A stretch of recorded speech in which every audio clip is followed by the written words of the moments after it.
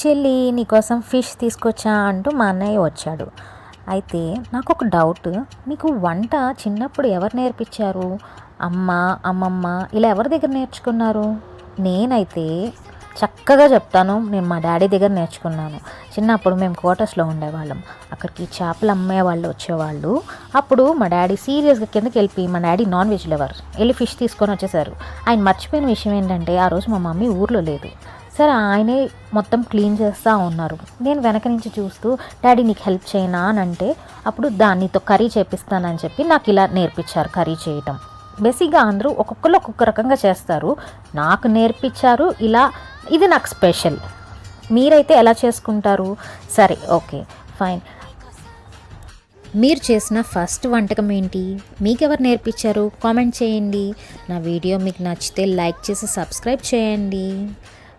Fish curry అయితే చాలా అంటే చాలా బాగా వచ్చింది. మీకు నచ్చిందా? Okay, bye.